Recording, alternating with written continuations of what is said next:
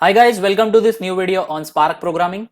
In this video, we are going to work on the fundamental unit of Spark, that is RDD, Resilient Distributed Datasets. And first of all, we will start the PySpark session and I am going to show you very important transformations and actions that can be performed on resilient distributed datasets, what resilient distributed datasets actually are, what kind of transformation we can do with it, and what kind of actions we can perform on it. So let's get started. So open your command prompt, right click, run as administrator.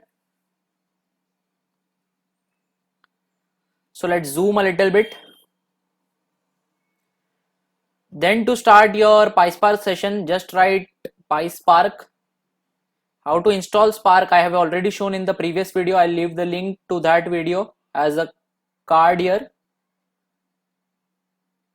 So now your PySpark has been started. So we'll see the first transformation that can be applied on RDDs, that is the map transformation. Use sc.parallelize to convert any list or tuple to an RDD. So here we have a RDD of string which has letters A, B, A, C. Then we declare another variable y. On that we apply the map function on the x variable. Inside that we write the lambda, and lambda takes in any argument and it can transform it to something else. So this is the actual use of map. So it will take arguments from the x, that is b, a, c, and it will return us with z comma 1, that is that argument comma 1. So now let's print the x using the x.collect, which will convert it to a list, and then y.collect. So here in the output you can see that we get b comma 1, a comma 1, and c comma 1. So this is how map works. So the next transformation is the filter transformation.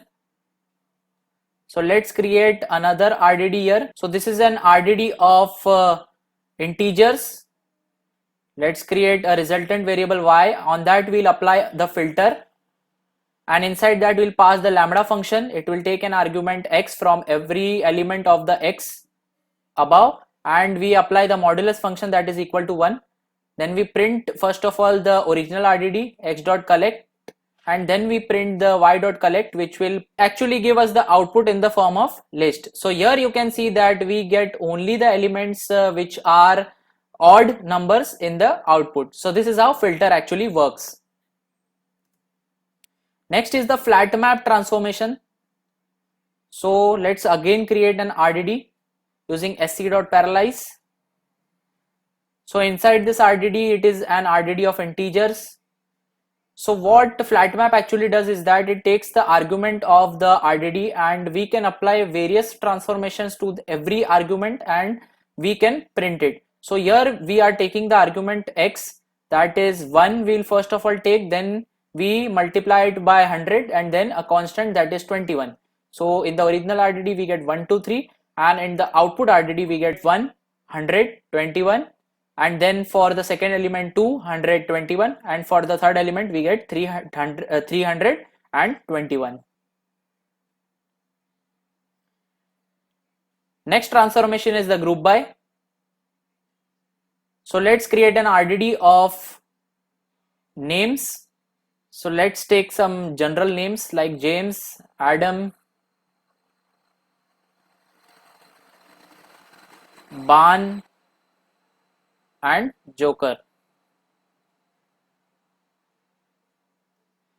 Now we apply the group by function on the RDD that we have created, and we are passing the group by on the first element of the word. That is, for James it will be like for J, for Adam it will be A, for Ban it will be B, and for Joker it will be J, and print everything in the form of a key value pair. So here you can see I have written print. Inside that I have given a list comprehension, and if you don't know what list comprehension in Python is, so I have already made a video on list comprehension. I will leave that in the cards here in the suggestion above, so you can check it out first of all to know what list comprehension is. Here we will be printing the key, then along with that we will be printing the value of all the elements that belong to that key for every key value pair in y.collect, that is our output RDD. So you can see here that you get the output as James and Joker for the key of J. Then you get the output of Ban for B, and then you get the output of Adam for A. So this is how group by actually works. One more thing I want to tell you about all this transformation is that whenever you are applying any kind of transformation on your RDD, there is no actual occupation of memory in your computer. But when you apply any kind of action on your RDDs, there is definitely use of your RAM involved. So this is the advantage of Spark programming over traditional Hadoop and sklearn Python programming. Let's see the next transformation, that is group by key. Let's create an RDD, sc.parallelize, write a list.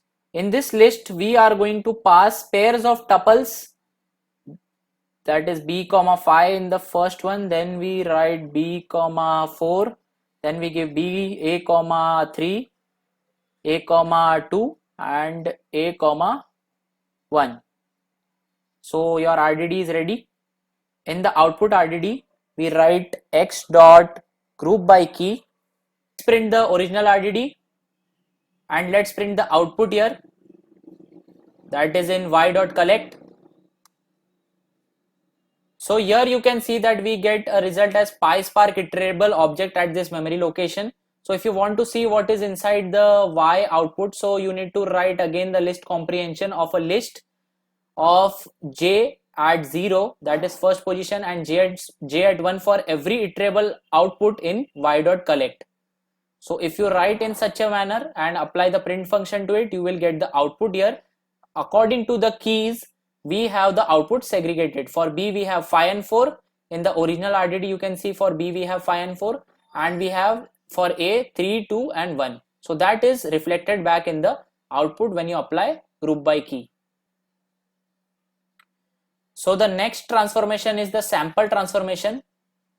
So as the name suggests, we are going to take samples from the original RDD. So here we have a RDD of integers, and then we apply the sample function on it. On that we first of all write false, then we give the ratio of how many samples we want from the original RDD. So let's give the sample of 0.5 and we give the seed of 42, so that every time we print the sample we get the same sample. So let's print the original RDD and then let's print the output. So we get 178 from the original output. Next is the union. So let's again create an RDD of integer, and here we are converting that RDD into two parts. In the output we have sc.parallelize, and here we have one more RDD of integers, and this is of part 1. In the output RDD Z we have x union y. This is the transformation of union. Then so when you type z.glom.collect, so what happens is that in the output Z that we have, the glom function will flatten everything in the output and it will represent it in the form of a single list using .collect. So you can see in the output here we get the union from both this RDD. So in the original RDD we had 1, 2, 3, which was of two parts. First part was 1, second part was 2 and 3, and in the Y variable we had one RDD of 3 and 4 of one part. The union converted it into output of RDD 1, 2, 3 and 3, 4. Next is the join. So let's create an RDD again of alphabets with alphabets in tuple pairs.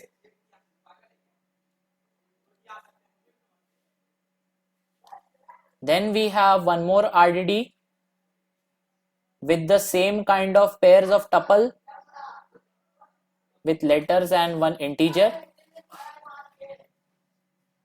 Then in the output we write z is equal to x dot join y. We will join both the RDD using the transformation of join. So let's try to print z dot collect and see what this join actually does.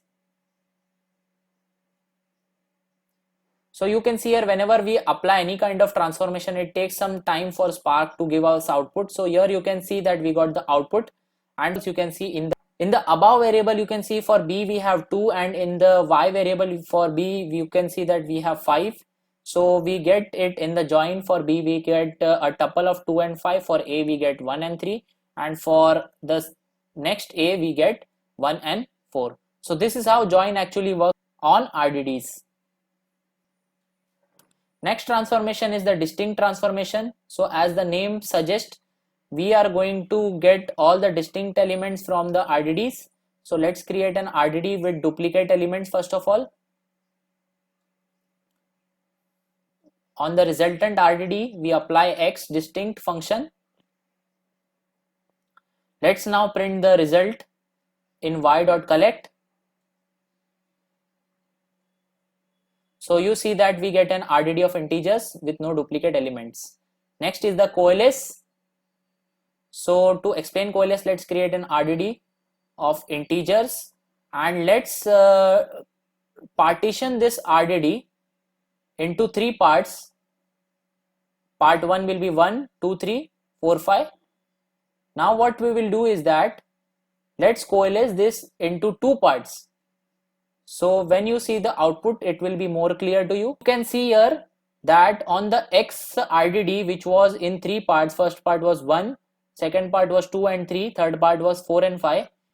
This will be actually converted to an RDD of 3 parts. Here you can see the X first of all, and when we try to print the Y part, so you can see that now we get an RDD of 2 parts. So now we'll be seeing all the important actions that you can perform on RDDs. So let's create an RDD. So the first action that we will be seeing is the get number partition action. So this will actually show us how many partitions our RDD is actually into. So here we get that we have an RDD of 2 parts. So, and when you print Y, you get 2. Next is the collect that you have been using with all the transformation till now. It actually converts an RDD to a simple Python list data structure. Next is the reduce action. So let's create an RDD to explain reduce. So we have an RDD of integers on which we will be applying the reduce function. We will pass it to a lambda function. It takes all the arguments. This lambda function will take 2 arguments one at a time, and it will add everything that it will get from the above RDD. So you can see here that when you try to print it from reduce.collect, so you will get the output as x.reduce, and it takes the argument from the above RDD. From X we get 1 plus 2 plus 3 plus 4. So this is how the reduce function actually works. It takes the argument and it can perform any kind of operation that we throw to it. So here we are adding all the arguments from the RDD, and we will get the result from this action in y.collect, and here we get the result as 10, that is 1 plus 2 plus 3 plus 4. Next action that we will be seeing is we will try to find the maximum from an RDD using the x.max action. So here you can see that the maximum that we get from the original variable is 4. Then we see the sum action, so it is 7, and then we see the mean action, so you get the result as 2.33 from the RDD, and lastly we see the standard deviation function action, so that you can see you get 1.24. Now the last action is I will show you how to save an RDD on your local disk, and then how to read the RDD back to your Spark program. So let's see it in action.